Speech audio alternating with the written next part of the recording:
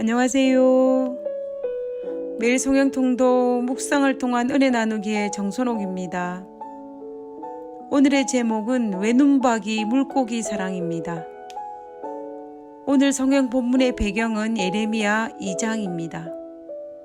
예레미야 2장 13절에 내 백성이 두 가지 악을 행하였나니 곧 그들이 생수에 근원되는 나를 버린 것과 스스로 웅덩이를 판 것인데 그것은 그 물을 가두지 못할 터진 웅덩이들이니라. 시인 루시아가 적은 시 중에 외눈박이 물고기 사랑이라는 시가 있습니다. 그 시의 일부분만 읽어보면 다음과 같습니다.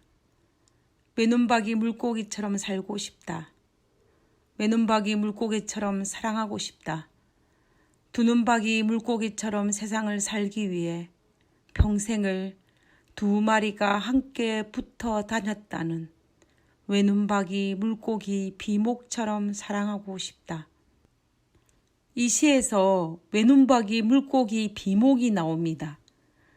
시 속의 외눈박이 물고기인 이 비목은 당나라 노조린의 시에 등장하는 전설의 물고기입니다. 외눈박이 물고기가 자신처럼 애꾸눈인 짝꿍을 만나 서로 의지하며 살았다는 내용입니다. 또 중국 전설의 비익조와 연리지가 있습니다. 비익조는 하늘을 나는 새인데 눈 하나와 날개 하나만 있어서 두 마리가 서로 나란히 해야만이 비로소 날 수 있다는 새이고, 연리지는 두 나무가 서로 맞닿아 나뭇결이 합쳐진 나무 가지를 뜻한다고 합니다. 바다의 비목어와 하늘의 비익조와 땅의 연리지에 얽힌 이 전설은 서로가 서로의 부족을 채우면서 온전하게 살아가는 것을 이야기합니다. 저는 구약을 읽으면서 하나님과 우리의 관계가 바로 이 외눈박이 물고기 비목과 같다는 생각을 하게 되었습니다.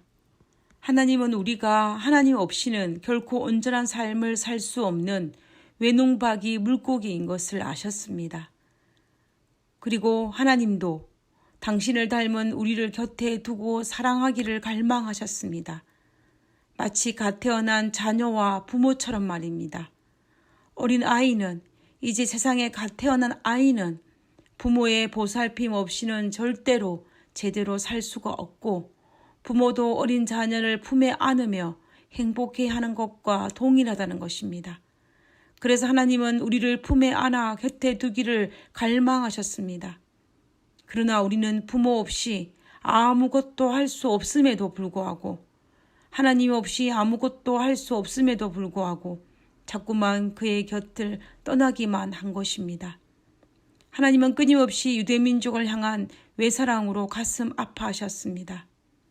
특별히 남방유다가 멸망할 그 시점에 하나님은 더욱더 가슴 아파하셨습니다.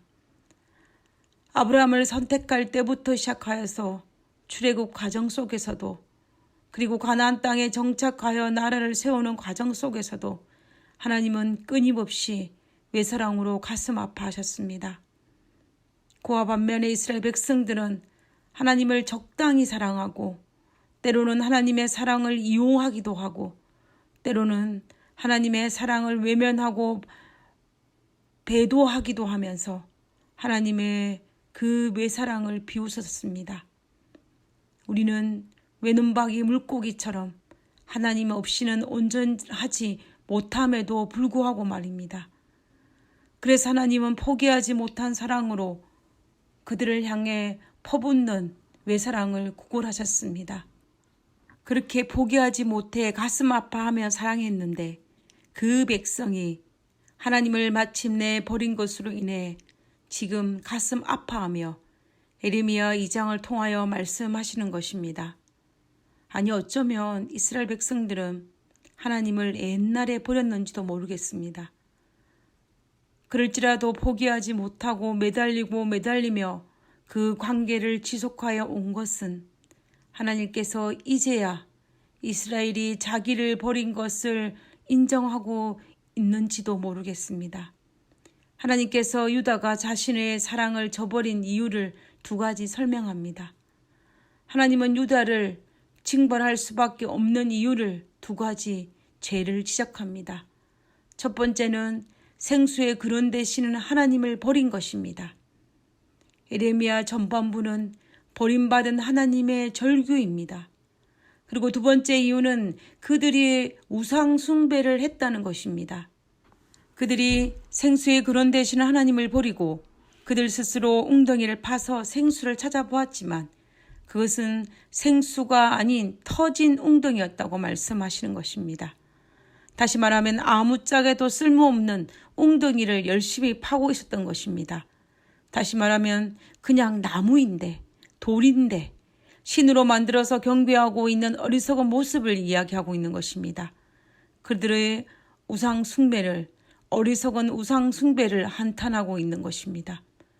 외눈박이 물고기처럼 하나님 없이는 온전하지 못함에도 불구하고 하나님의 사랑을 외면하고 아무짝에도 쓸모없는 우상을 향하여 사랑을 구걸하고 있는 이스라엘 백성들을 바라보시는 하나님의 마음이 어떠하셨을까요? 자신과 비교할 수 없는 터진 웅덩이와 사랑하고 있는 이스라엘을 바라보는 하나님의 마음은 어떠하셨을까요? 차라리 제대로 된 신이라면, 하나님과 동격의 능력을 갖춘 신이라면 아마도 하나님의 마음이 덜 아팠을지도 모르겠습니다. 하나님의 마음을, 하나님의 입장을 한번 상상해 봅니다. 가슴이 아립니다. 심장의 바늘이 콕콕 찌르는 아픔입니다.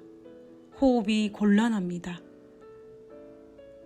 상상만으로도 이렇게 아픈데 애절한 사랑을 가진 하나님의 아픔은 얼마나 아팠을까요? 돌을 향해, 나무를 향해 내 아버지라 나를 낳았다 하는 소리를 들을 때에 하나님의 마음은 어떠하였을까요?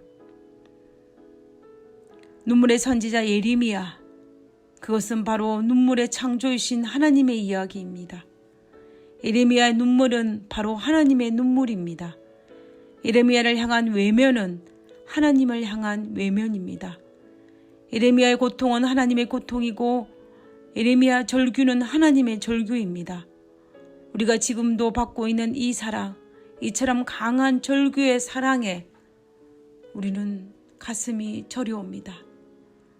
나는 얼마나 하나님을 외롭게 하고 있지는 않았는지, 하나님은 지금도 나를 향한 외사랑으로 아픈 가슴을 쓸어내리고 있지는 않은지, 마음이 아픈 하나님을 생각하게 되는 시간입니다. 외눈박이, 물고기, 비목처럼 하나님과 사랑하고 싶습니다. 나는 외눈박이, 물고기이므로 하나님 옆에 꼭 붙어서 온전한 사랑을 하는 그러한 삶을 살고 싶습니다. 하늘에 계신 아버지, 지금도 저 때문에 아픈 가슴을 쓸어내리시며 포기하지 않는 사랑으로 저를 사랑하여 주심을 인하여 감사합니다.